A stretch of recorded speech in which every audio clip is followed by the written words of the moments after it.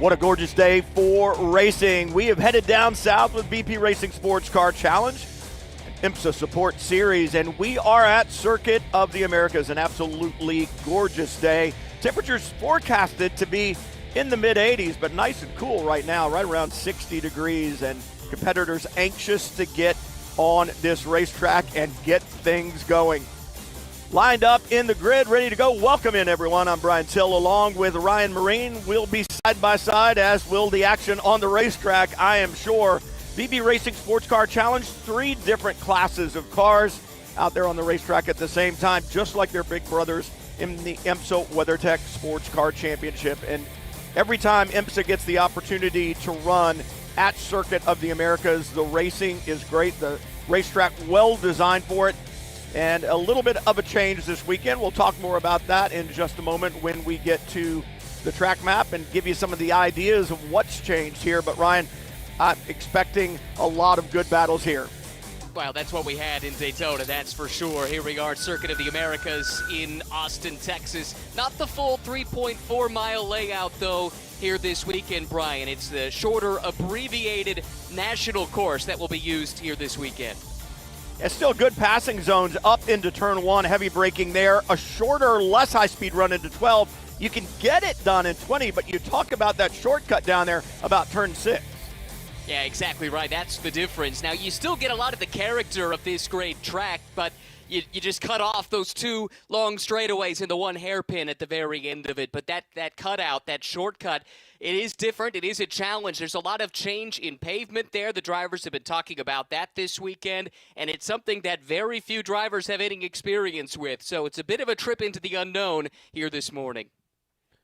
Cars rolling off the grid behind the pace car, and you talk about a little bit of an unknown. What is known as the starting grid, it's there on the left side of the screen for you. 45-minute sprint race, 1 driver format, but multi-class racing. I think that's what's so great. Ryan, you talk about that shortcut. It really is a challenging entry there to me. It's basically at turn 6, which was before a high-speed corner, but car's going to be turning heavily on the brakes. And then you got to take it back to the left to get through that. I think it's the tightest corner on the racetrack now.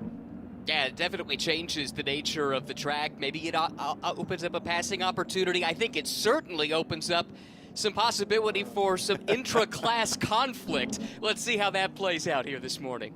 That's probably one of the most politically correct terms I've heard for that, intra-class conflict. I like it. I like it. But I'll tell you what else has not changed. Oh, and a problem for Dave Musial 2.0, as we say. That Ferrari sitting on the grid, it looks like he's having a hard time getting it fired.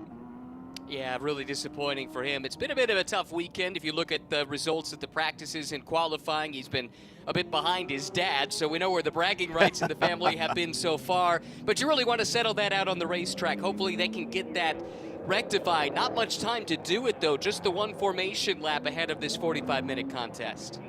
That shot right there shows you down the long back straightaway as we would normally run it, and how short a run it is now to turn 12. Grid officials trying to get that car moved. They gridded on the front straight, so we may not be able to go green when they come back around, because that stricken Ferrari sitting right there in the middle of the straightaway. Now, and also keep in mind, this is part of the NASCAR weekend at Circuit of the Americas. The paddock for VP Challenge is not terribly close to the front straightaway, so how much team infrastructure is there and ready to go to try and solve this problem, I'm not sure about that, but they'll do their best. Certainly the IMSA officials will as well, to try and get that car going, and most importantly, get the front straightaway cleared, or else we might have a delayed green flag. But we will see certainly the start to the clock, no question about that, the first time around. And as you can see, that car now has made its way into the pit area. Bad news for Dave 2.0, but the good news is it does mean this race can get started as scheduled. Great to see that cut in the wall there that they used to be able to get that car back into the pit lane. And as you said, that's going to allow us, I believe, to get lined up and go green. There will be a slight gap between the prototype cars. We talked about 3 different classes, the LMP3 based machinery, and then a slight gap back to the GTDX field. And GTDX and GSX are packed together, but a little bit closer together on the start than we saw at Daytona. We're not going green this time. No, it doesn't look that way. GTDX, by the way, new this year. We saw that debut at Daytona. So LMP3 and the GSX class, effectively GT4 cars, no surprises there to have those classes there combined. But to add the new GTDX, it certainly adds something to the championship. Well, we're not going green this time, but the clock has started. So that problem there that we saw with the Ferrari of Dave Musial 2.0, as we call him, he's not really a junior. We pointed that out at Daytona. That problem, though, delayed the start enough that they want to go ahead. You said we're running with NASCAR this weekend, so it's a time-certain event. They've got to start the clock when they come by. So this pace lap will burn a fair amount of time off the clock, and as they come back around, expect to see, I would think, a side-by-side start. Yeah, that should be what we'll get here coming up. Unfortunate to lose a little bit of green flag running. Certainly unfortunate for Dave Musial 2.0, but hopefully that car can get back out and join this race. Good news is they do have the second race coming up still this evening, but that's valuable track time lost, especially on a circuit that most drivers don't have any familiarity with coming into the weekend. You know, it's so funny, too, Ryan, we talk about COTA. When anybody talks about this racetrack, they talk about the wide open spaces, not of Texas, but of Circuit of the Americas, right? All the runoff. But it's interesting, the national course, when you turn into it, just that short run turns into a street circuit for about 200 yards, right? You make that turn and it's a concrete wall right there on the outside, and you almost have to feel like you're at Long Beach or something like that, because all of a sudden it goes from wide open to a garden hose as it runs over towards the back straightaway. Yeah, exactly right. It's totally different than the feel of the rest of the course, but it's a fun challenge, that's for sure. You know, this track, it's got so much challenge already built in. Of course, Texas legend and motorcycle legend Kevin Schwann's had a lot to do with the design of this track. In fact, the full distance, the full course is 3.4 miles. Kevin told me he chose that, or they chose that, to honor his longtime number 34. Oh, wow. I thought that was an interesting tidbit, but we won't be going to 3.4 miles this weekend. No, we won't, but we are about to go green here at Circuit of the Americas VP Racing SportsCar Challenge. It'll be down to about a 42-minute sprint. Once the green flag flies, the pace car heads to pit lane. LMP3 field down to turn 20. You see the GT cars stacked up behind. It starts with the GTDX pole sitter, Jake Walker, in his Turner Motorsport BMW. Up front, though, the rookie, Tunho, on pole in that purple number 31 for Gebhardt. Green flag awaits a little bit further down the straightaway. It is out. We're racing, and already I see a car out of line, and that's going to be a problem, Ryan. Yeah, we saw that at Daytona, didn't we? Penalty, you can't change columns before you get to start-finish. Good job by Tunho, the pole sitter, making his series debut, getting to the top of the hill, able to lead the LMP3 class away. And look at the traffic jam in the GT ranks. GTDX and GSX all mixed together here at the very start. Well, and we expect that. We talk about LMP3 cars do not have anti-lock brakes. They do have, we'll call it a rudimentary traction control system, but the GTDX cars, the GSX cars have anti-lock brakes and traction control. So on cold tires, they're going to be just as quick as these prototypes until the prototypes get that temperature and pressure. Already a problem for the 72. Yep, exactly. That's Frank Depew with an issue there, able to continue on, change for the lead, and now it's changed hands again. Walker and Adelson have swapped that position a couple of times, and now problems here for the number 19 machine. Brands with a problem in his Autotechnic BMW. Car was still moving, so we'll see if he can get either back up to speed, but the battle for the lead in GTDX is hot. Adam Adelson won both rounds at Daytona, qualified second here. He has some success ballast, the series calls. First, second, and third, the winners at Daytona got some ballast applied. Adelson was one of those in his Porsche, but a great battle right now with Jake Walker, the pole sitter. Yeah, really good stuff. Those two have swapped positions a couple of times. Great getaway, though, at the front of the field for Tunho. Oscar Tunho in the car that Marcus Palmer drove at Daytona with great success. But Marcus a bit under the weather, so they call up Oscar, and now we get the battle for the lead back on in GTDX, Brian. Man, it is hot. It may be cool outside right now, but the battle in GTDX is hot. Jake Walker attacking again on Adam Adelson. Walker in that bright yellow BMW and Adelson in that beautiful green Porsche. They are going at it, and that battle continues to rage up through the S's, and right there with him is A.J. Moss in the first of the Ferraris. This is so interesting here. You talked about, especially on cold tires, the LMP3s maybe falling into the clutches of the GTDX class, and that's exactly what we're seeing right here. Keep in mind, it is cool this morning, about 58 degrees Fahrenheit in Austin, Texas, and the LMP3s, they're also lighter than the GT cars, so it takes them a little bit more time to build that temperature. We'll start to see the classes separate a bit as the race progresses, but here in the early stages, there is quite a bit of crossover in pace. GTDX continues to put on a great show. Porsche, BMW, Ferrari, 1, 2, and 3. And for Adam Adelson, we talked about that success ballast. Well, it's 45 kilograms that's been added, and that is going to have an effect not only on the performance of the car on outright speed, Ryan, but tire degradation at Circuit of the Americas is something that the drivers always talk about. And at the end of this 45-minute sprint, I would think that tire degradation could become more of an issue for Adam Adelson.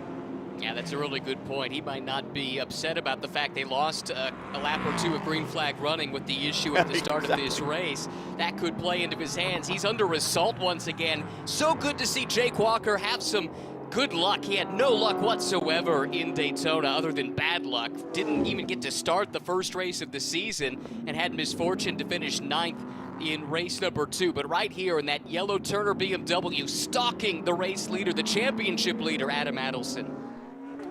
Turning on to the national circuit, that cut through to the back straightaway, and you can see that large apex barrier there. You can call it 6A, 7, whatever you want to call it in that corner, but really kind of steals your visibility away for just an instant. You can see back to the left side of it and kind of glance down, but it's almost like a giant cone sitting there at the apex, and it needs to be there because you and I both know, Ryan, if it wasn't there, the track would be a little bit shorter.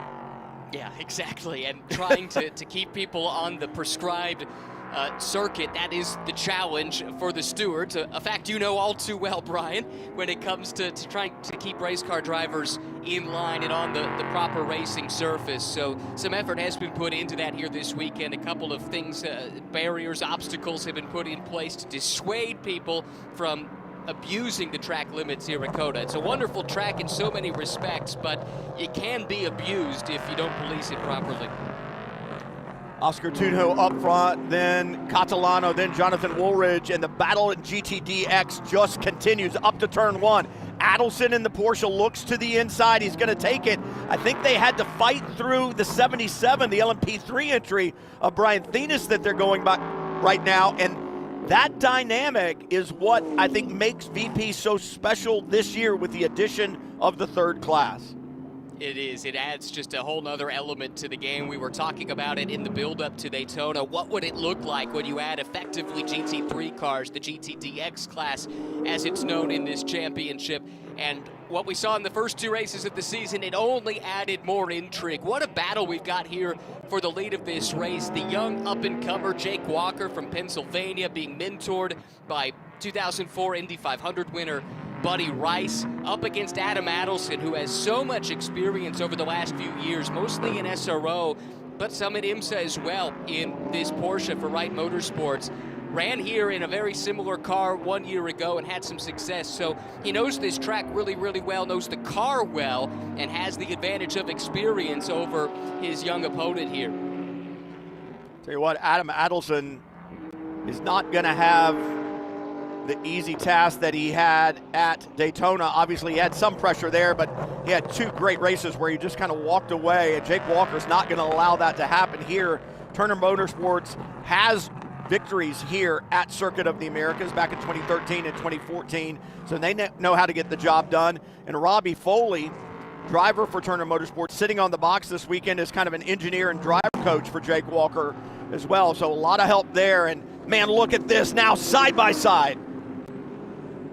Walker able to get to the flank, but the way this track weaves left and right, you can get a lot of side-by-side racing. Not usually here through the S's, though. This is high-commitment stuff, and Adelson, stout in his defense. He's able to keep that BMW behind, and don't sleep on AJ Muss, who's lurking back there in that red Ferrari, very much in the mix. Top 3 running within a couple seconds of one another here, 10 minutes into the race. And AJ Muss has been impressive this year. Ryan, you and I talked about it at Daytona. Took the pole in qualifying for race number 1, but had a clutch problem, a mechanical issue. The car stopped on pit lane, so he's like, well, it stopped. I can't move it. I guess I'll get out. And in IMSA competition, that is a big no-no. He stepped out of the car. He lost his pole position. He went to the back in race number 2. Had a problem in the beginning, dropped to the back, and in both of those races, he raced his way forward. He just ran out of time, but he has shown such marked improvement in his driving ability, and I think a lot of it, we see that in drivers like Kyle Washington as well. The improvement isn't really necessarily in lap time, it's in what's going on between the ears, right? I mean, it's their racecraft and their ability to control their emotions and get the job done.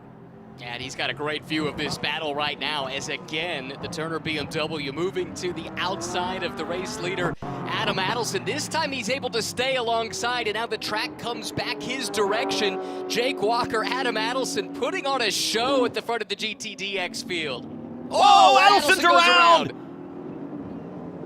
I believe that was on his own, Ryan. Got in there, and the rear end just stepped out instantly. Great move and reflexes by Walker not to collect him.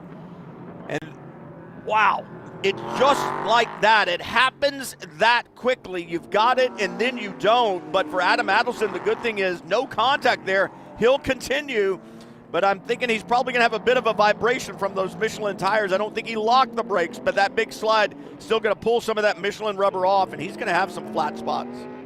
Yeah, that's not going to be pleasant for him for the next 33 minutes and change. I think we got to look at exactly what happened. Adelson under attack once again. That's Samantha Tan having a nice drive right now, kind of in the midfield, running in the 4th spot as it stands. But I'm with you. At first blush, I don't think there was contact there, Brian. It was really, really close. Let's take a look at it now.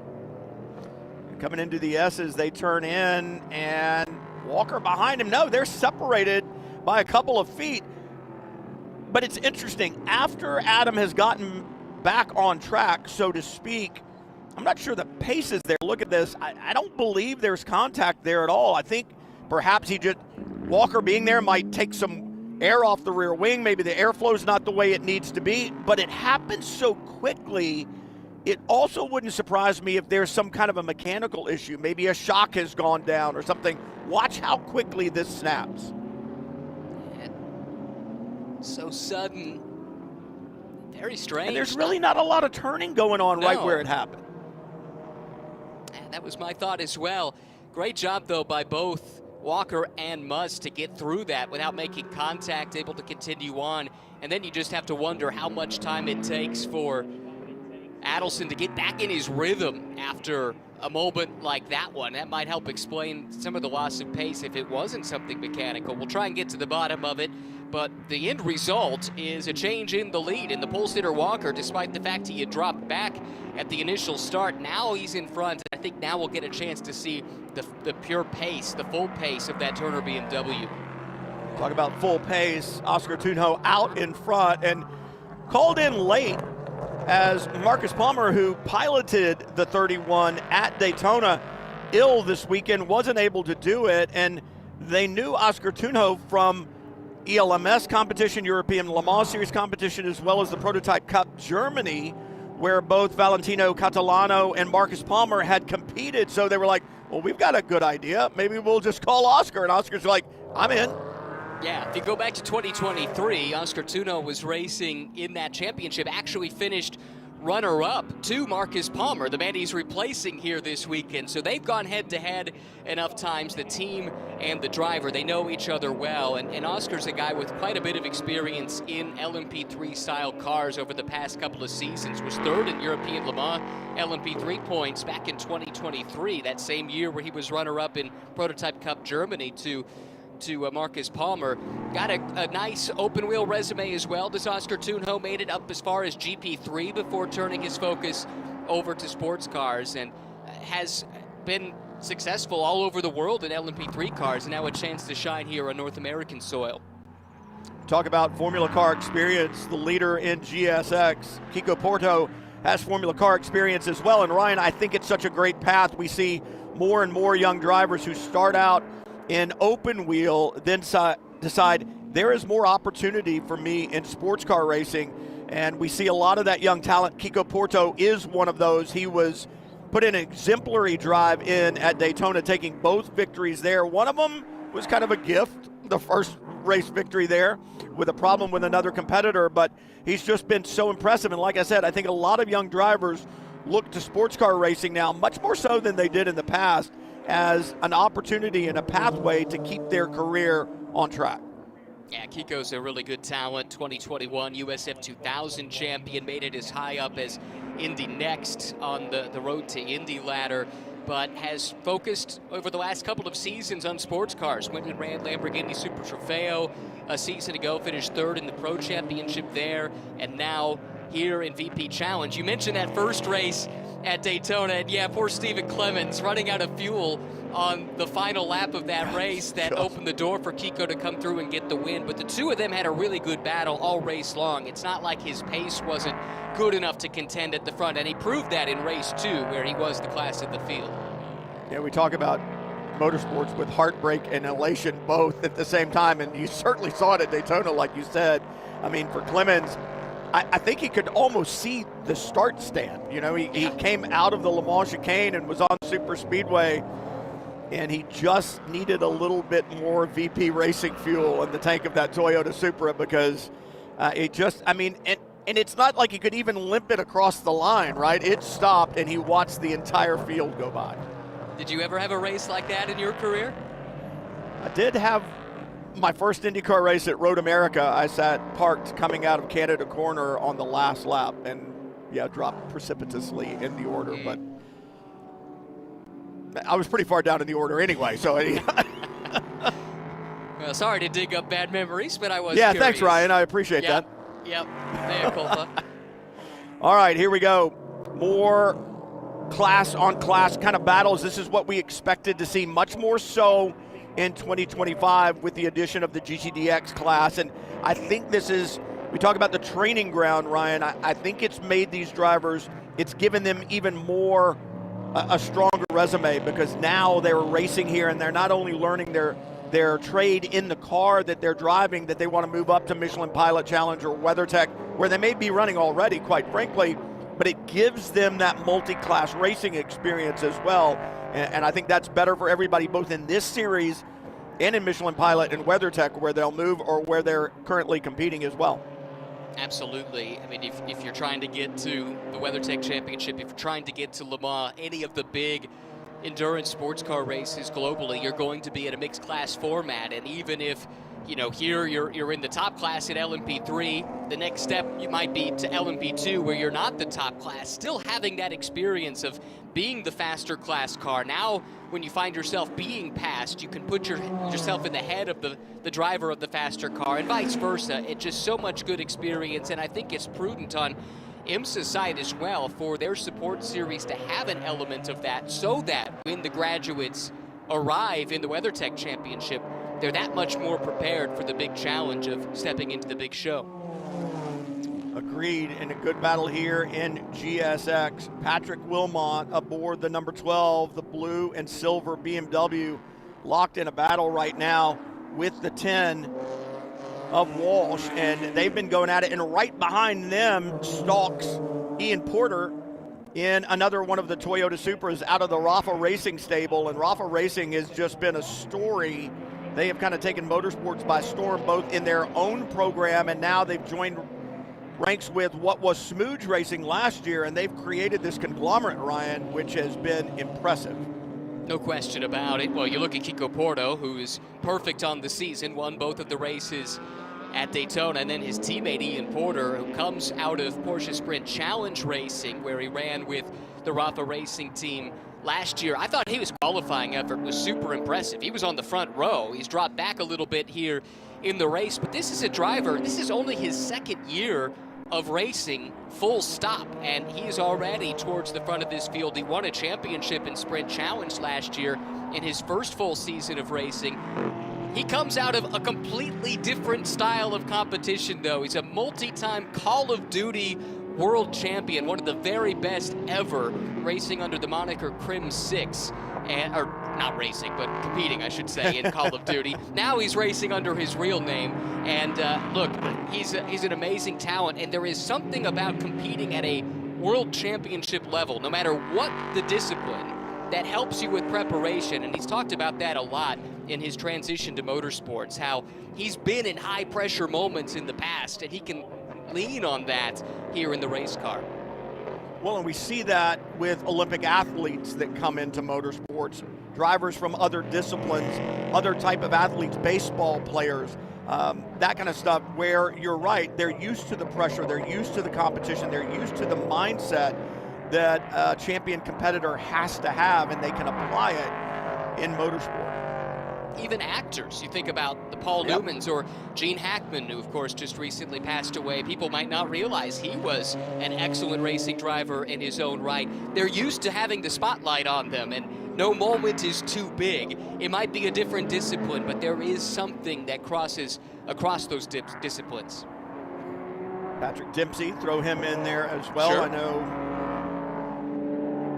kind of the heartthrob there, much like you, Ryan.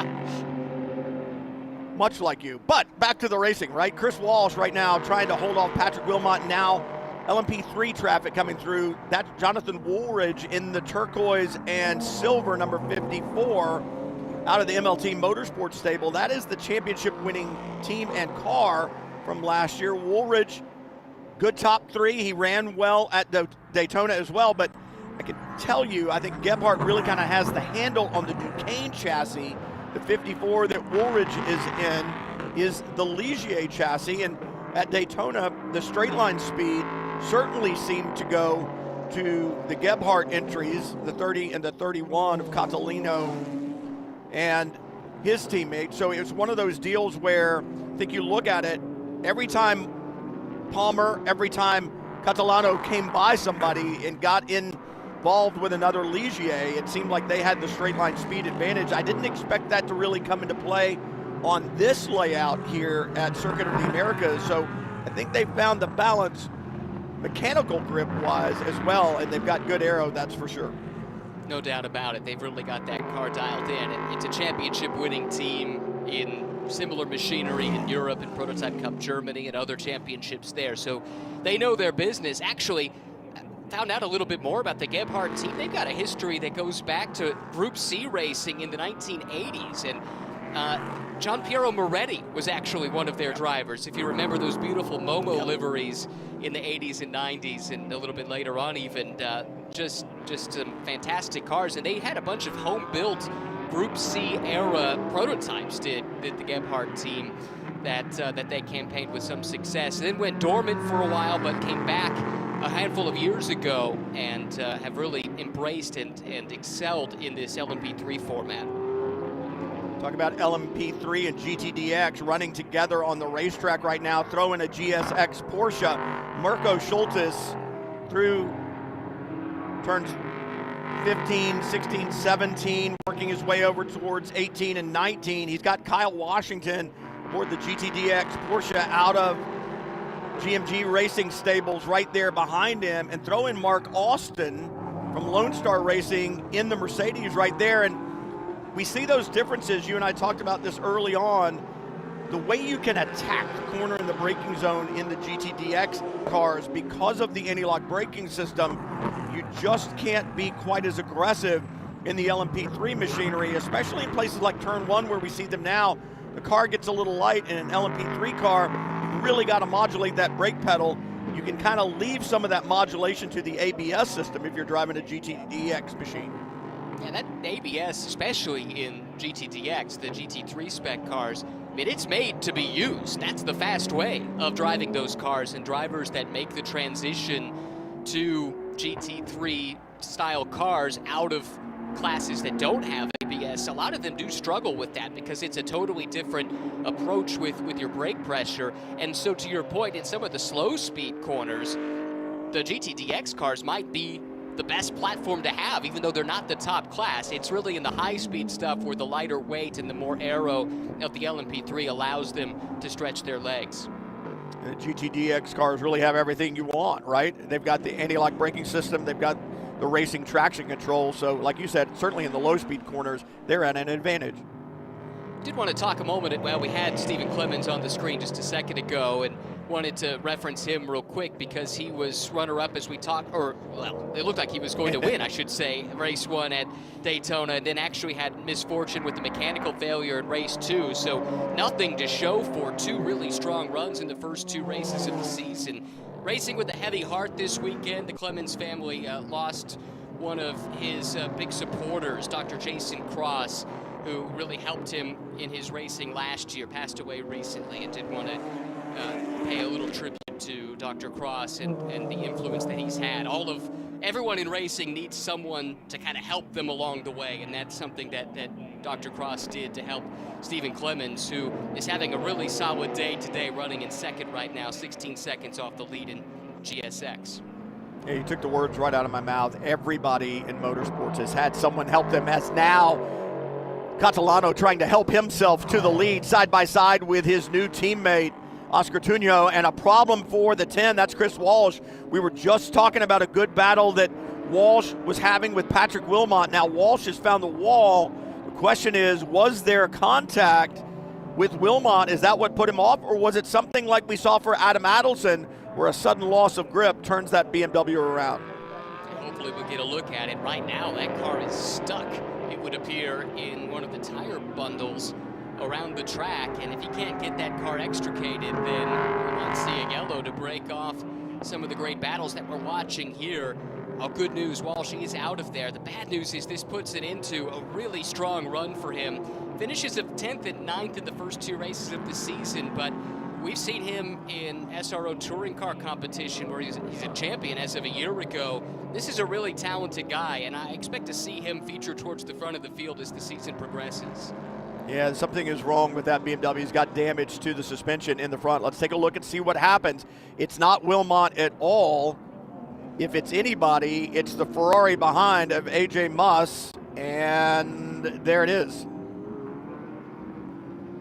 Well, that is Muss second place in class. So and there you go with multi-class. Yeah, right. There you go with multi-class racing, right? I mean, you've got to understand where you are, who you're racing with, and I think AJ may have been getting frustrated through the S's there. That GTDX Ferrari, obviously a quicker car lap time-wise, but you have to coexist on the racetrack. Walsh has damage to the steering, and so he's headed to pit lane, and I think AJ Muss may ended up headed to pit lane as well, Ryan. Yeah, I think so. I mean, the stewards will take a good close look at it, and it's their job to judge that, not mine. So I'll stay out of that for now. We'll let you know what is decided upon. But I will say, stewards tend not to like contact between different classes. And when you're in the faster class car, it is a lot of responsibility on your shoulders, right, to complete that pass cleanly. You've got the advantage in performance relative to the lower class, so that's the lens through which they'll be looking at that incident. And typically when the contact happens straight on from the back, they're a little less lenient than if you were side by side and there was a little rubbing here or there. But talk about side by side, it was Valentino Catalano that got side by side with Oscar Tuño for the lead. And I wonder, you think about Tuño, he's got a lot of time in the Ligier LMP3 car, a little bit in the Duquesne, no time at this racetrack, and I'm thinking, Ryan, correct me if I'm wrong, because I certainly could be, I'm not sure they run on this tire in the European Le Mans Series. So he may be having to learn this tire. We talk about COTA being abrasive and tire degradation being an issue. We've got 16 minutes left to go in this race. I know the Duquesne at Daytona, both Catalano and Marcus Palmer were talking about rear tire degradation was a significant issue for that Duquesne, and I wonder if we're beginning to see that here. Yeah, definitely could be, and I think your point about not knowing this track. I suspect it is a Michelin that he's run before, but I don't know if it's the exact same model. And certainly you don't know what to expect when you take it to a different surface like you have here at Circuit of the Americas. So there could be something to that. Now, here's the other thing. I mean, we think about, well, maybe in race 2, they'll be better prepared for something like that. But as we were talking about before the show, it's going to be a busy day of track activity at Circuit of the Americas with NASCAR rubber going down. Temperatures by the time we get to race 2 are going to be totally different as well. So I don't know how much you really can take away from this experience here in race 1. I think the only thing that's going to be the same about this racetrack this afternoon are the corner numbers. Right? I mean, because you just hit all of those points that are so valid. The temperature's going to change. There's going to be a lot of NASCAR rubber down. The temperature of the racing surface will be different. Everything is going to be completely different. So it's a big unknown, and really it's been an evolution from the time they practiced. They had 2 practice sessions yesterday morning, and then qualifying was at twilight. I mean, by the time it was done, I don't know that headlights were necessary, but they were probably helpful in certain areas of the racetrack. So, yeah, every time these drivers in VP Racing SportsCar Challenge have headed to the racetrack, it's been a different racetrack. Look at this as they work their way past lap traffic. Yeah, this is big. You know, they're catching the back of the LMP3 field there, and that definitely caused an issue for Oscar Tudor. That has allowed Valentino Catalano to close up as close as he's been since he made that attempt for the lead a couple of laps ago. Remember, these are teammates, but the 2 team cars at Daytona, they raced each other pretty tough. Yeah, they did, and Valentino Catalano was given the call on the radio at Daytona. You can race, just, be smart. And he goes, so I just took that to heart and I went and raced. There were times when we talked about strategically perhaps letting his teammate by because there was a penalty involved and so on and so forth. There was no letting of anything. He stayed out in front and he earned those victories. He's going to try to earn one now. And back to learning multi-class racing. Here you go. There's a lot of traffic in front of the overall leaders right now. They're going to have to use it to their advantage and perhaps use that traffic as a pick to try to hold off the competitor behind you who's trying to work their way by. Well, that's such a huge part of this championship, maybe never more so than in 2025 with the addition of the GTDX class. To have that traffic management as part of your repertoire as a racing driver. This is such a difficult place to catch the traffic here as well. The high-speed S is really not an easy way to make this pass, but Tudor actually dealt with that really nicely, and it seems like he was able to get through there better than Catalano was. Ooh, a lot of curb on the inside there for Catalano. Yeah. That kicked that car 2 wheels up in the air, and that's cost him a lot of ground. Tell you what, good move by Patrick Wilmot to let that faster prototype traffic through.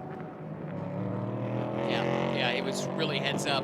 And Wilmot's got experience. He was runner-up in the championship last year, so he knows how this game is played, and doing a really good job keeping his nose clean, running a strong 3rd at the moment. Looking back to that battle, we saw Patrick Wilmot involved with Chris Walsh earlier. They were having a great battle, and it looked like Wilmot was going to get a little bit of breathing room. I'm not sure that that's the case now, Ryan, because Ian Porto in that Toyota beginning to close down. Porter, we talked about him earlier. He's a competitor in the esports world. He's a competitor on the racetrack as well. He's really fast. He was so impressive in that Sprint Challenge season last year, which I got to see a lot of it firsthand. And just to see him jump in a Porsche Cayman with hardly any on-track real-world experience, coming from some sim racing, yes, but that was about it. And he was right on the pace immediately, won on debut. The going is tougher here. Undoubtedly, it is a more intense level of competition, but he's got a great teammate, this guy right here, to learn from in Kiko Porto, who's driven away to nearly a 22-second lead with 11 minutes to go in the race. And one piece of cleanup to do on that incident. Remember, we were wondering if AJ Muss might have a penalty coming his way. Word I received is that the video was inconclusive and no action is going to be taken.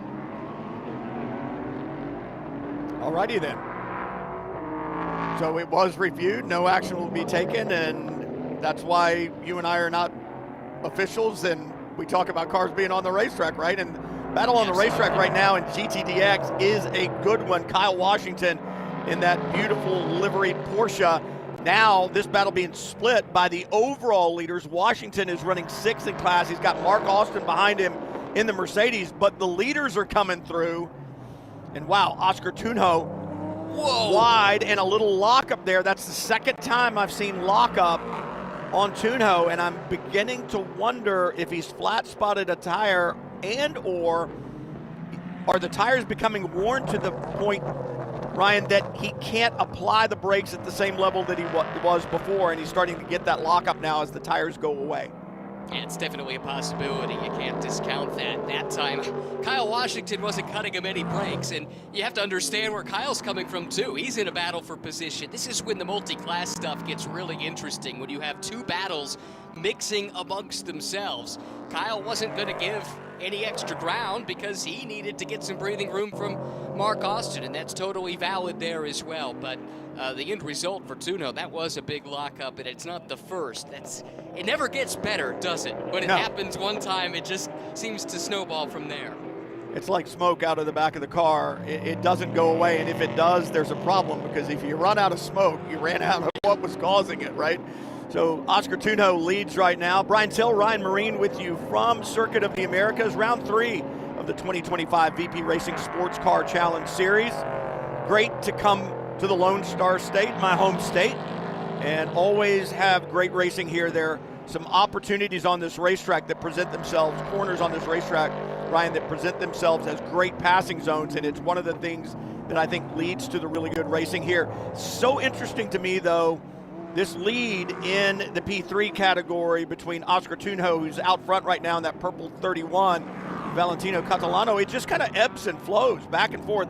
Traffic has something to do with it, but even when they're on an open racetrack, it kind of seems to ebb and flow. It does. Really not much to choose from between the two of them. Comparing their best laps, actually, Catalano has the best lap of the race in class, but only by less than 1/10 of a second. We're talking, I think it's about 81 thousandths of a second, the difference between those two. So just one little mistake in one corner can let that gap close in, and then the other guy makes a mistake and suddenly it opens up again. That's just the ebb and flow we've seen of this battle all race long, and I do think ultimately how you manage traffic could very well dictate the outcome of these races today for these two. They're that close together. Jake Walker managing traffic now, that bright yellow Turner Motorsports BMW around a GSX competitor. Walker, after problems at Daytona, has returned to top form here at Circuit of the Americas. He was in top form at Daytona, had a problem though in qualifying, had damage to the car. They couldn't get out in race number 1 and race number 2. After the rebuild, they had some type of an electrical problem that kept him from finishing that race. So they've gotten the bad luck behind them, and this is a team that they always say, Ryan, they run on tacos. They're fueled by tacos. Well, there's no better place than Texas, right, to be fueled by tacos. And so Jake Walker taking that BMW to the point. We'll see if he can hold that for the next 7 minutes. Yeah, no argument for me. The tacos in Austin are about as good as they get, and I'm sure Will Turner and the team have scouted out all the best spots over the years.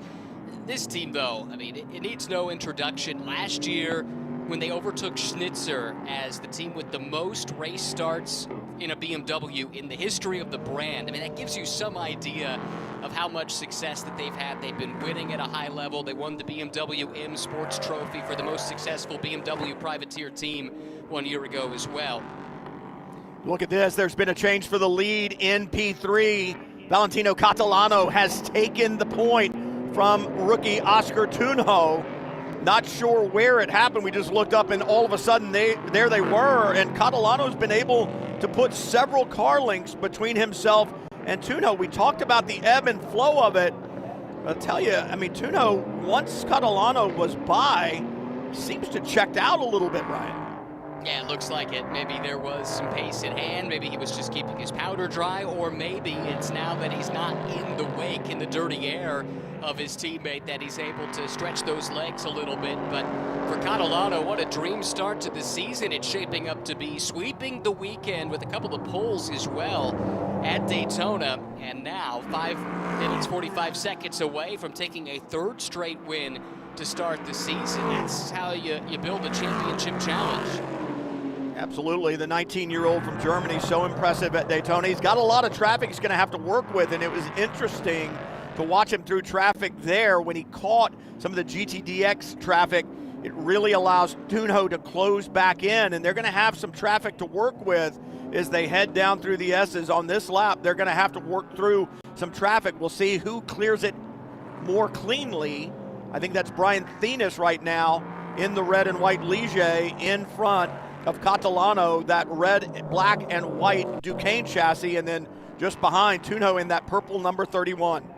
This is going to be interesting. You've got a GSX class car up ahead, and then this LMP3 car of Thenis, which is the leader, by the way, in the Bronze Cup category of LMP3. Thenis really heads up there, pulling offline, lets the battle for the overall lead play through, and now they'll have to deal with the GSX class traffic. Oh.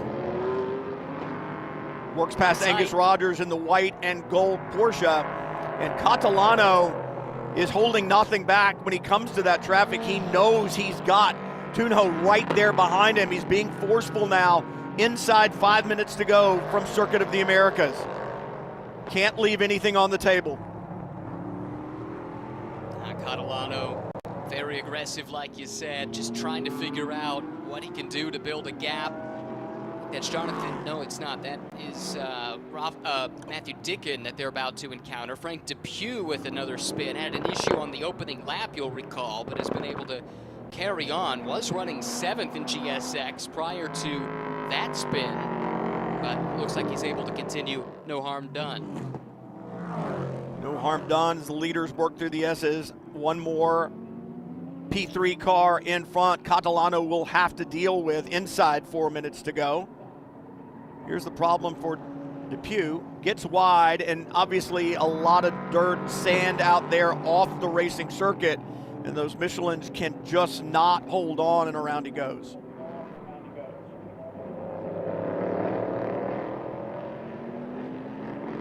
Working, Catalano looking in the mirrors, trying to keep Tunho behind him. I believe clear sailing now for Catalano, at least for the next several corners, and Tunho's not done, Ryan. He's not done at all.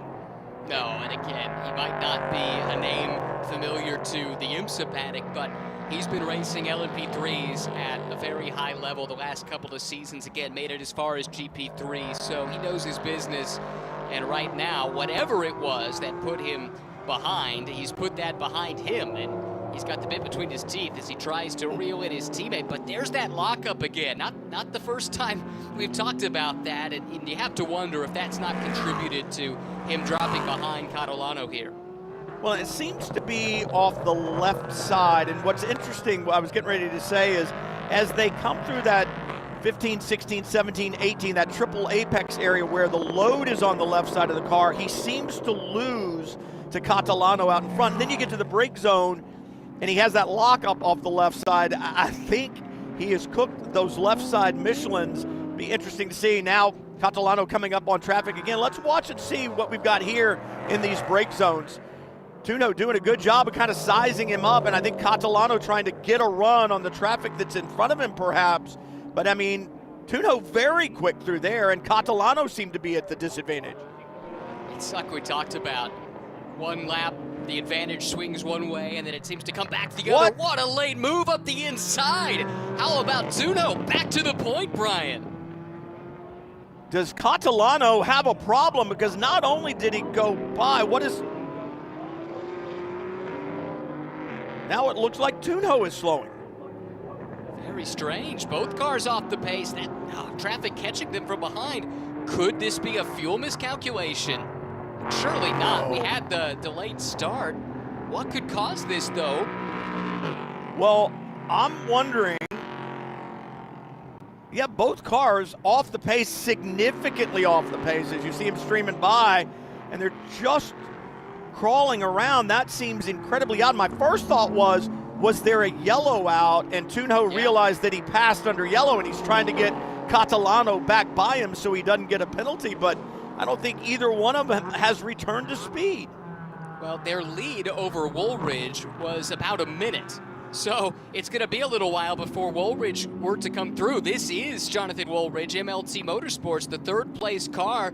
That car's still at speed, but amazing that a problem would strike both of the Gebhardt team cars almost simultaneously, Brian. Yeah, it was exactly the same time both of those cars slowed. Like I said, it almost looked like, oh, I passed under yellow, please go by me. And then neither one of them returned to pace. Both cars now well off the racing line. I've not seen anything like this in motorsports before, other than the fuel issues that we saw at Daytona. And all you could think is that maybe, since they are the two team cars, maybe they put the same amount of fuel in, and therefore they would run out at roughly the same time. But that is so bizarre. Both of those cars are stopped. Woolridge has come through. This is the leader of the race. From a minute back, all of a sudden he finds himself out in front here with 1 lap to go. Jonathan Woolridge running in a podium position. He had good runs at Daytona as well. We talked about that. He was on the podium in the second race there, and a problem now for Kyle Washington. He's around. And could have anything to do with the car stopped on the track there. Anyway. Yeah, just very odd indeed. But for Jonathan Woolridge, he wants to find victory lane. He knows he doesn't have those two Duquesne's chassis in front of him. Catalano on the side of the road, as is the rookie Oscar Tunho. After a great race up front for those two, it has all gone by the wayside. And Jonathan Woolridge looking for his first win in 2025. It would only be his second win in the VP Challenge Series. Won one race back in 2023, had a couple of podiums in a partial season last year. Former Radical Cup Canada champion finds himself in front with just a couple corners to go, Brian. I believe it was Canadian Tire Motorsport Park that Jonathan Woolridge found his first victory. He's looking for win number 2 in VP Racing SportsCar Challenge.